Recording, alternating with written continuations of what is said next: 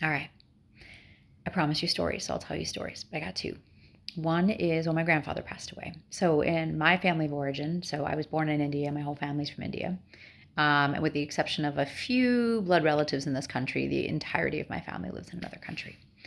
So, when people pass away, we either get to be present or not. So, we lost one of my very dear family members this past year to COVID.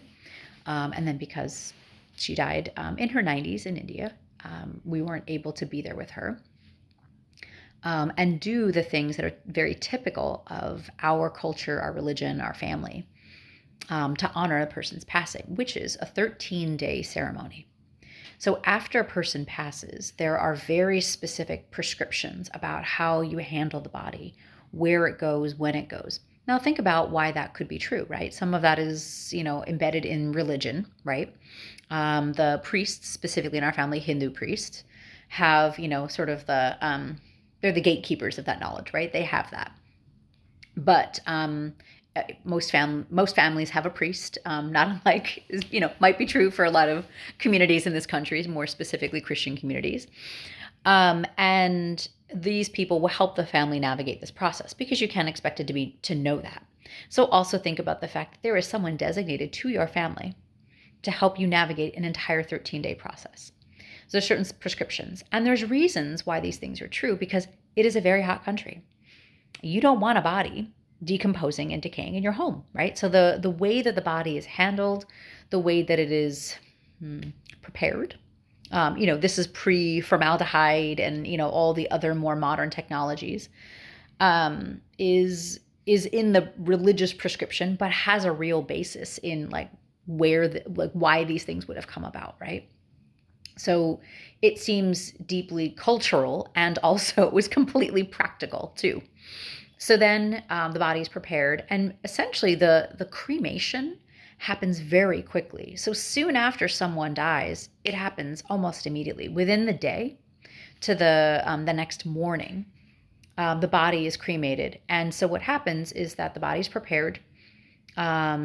We typically the remains will be deposited in a body of water. So in India, the Ganges River is notorious for containing the remains of billions of humans. Think of the idea of like the funeral pyres alongside the river. And I have spent a lot of time traveling around India as well, and have spent a lot of time along that river. And there are funeral pyres, hundreds, all up and down this massive river that traverses laterally across the northern part of the country.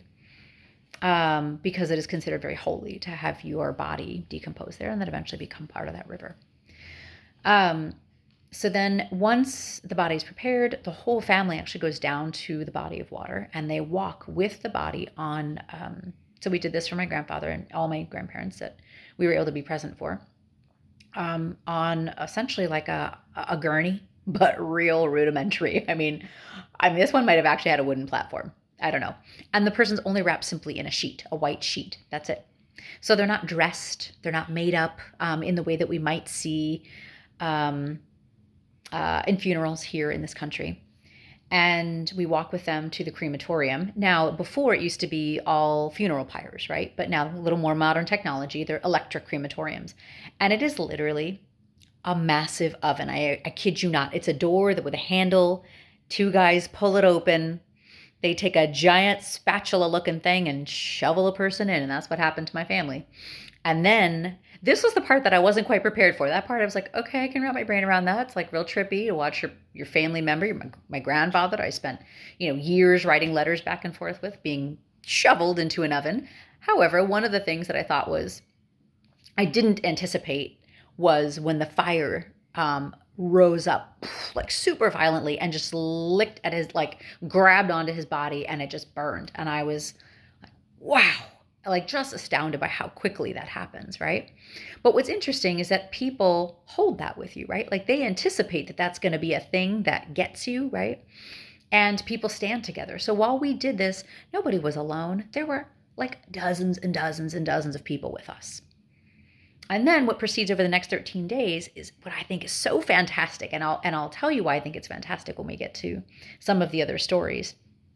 Is there is the person who dies, And they consider them like the center or the nucleus of this cell. And then everyone else around us, this is true in life and in death, is in orbit. And the people who are in the closest orbit have the greatest charge. In an atomic model, like the greatest attraction to the nucleus, right? That's where the strongest bonds are. So those are the people who are on the inner ring.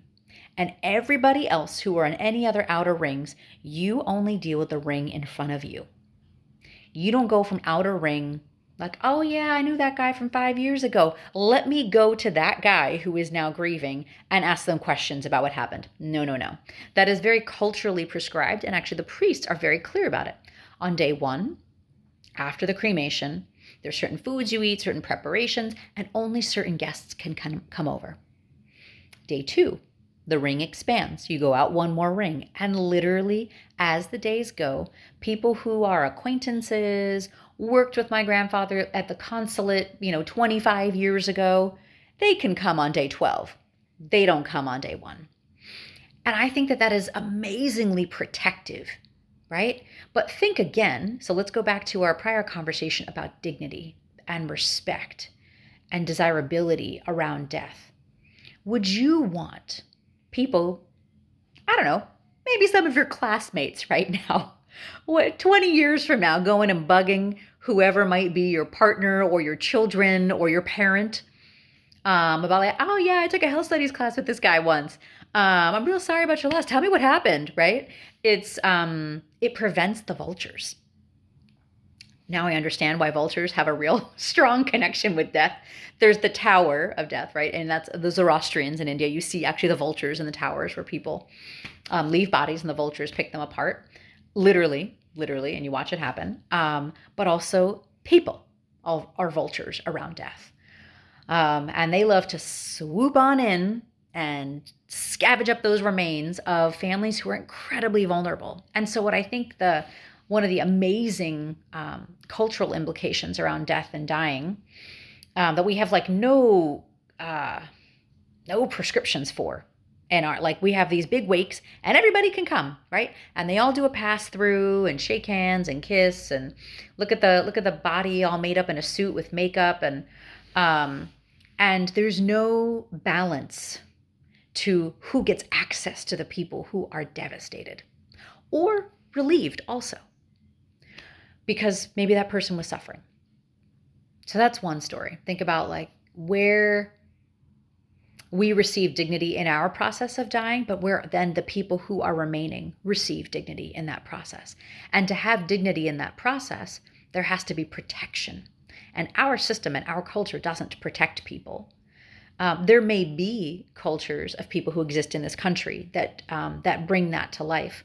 But as a general rule, this culture that we all live in, is certainly not the medical culture, doesn't protect that.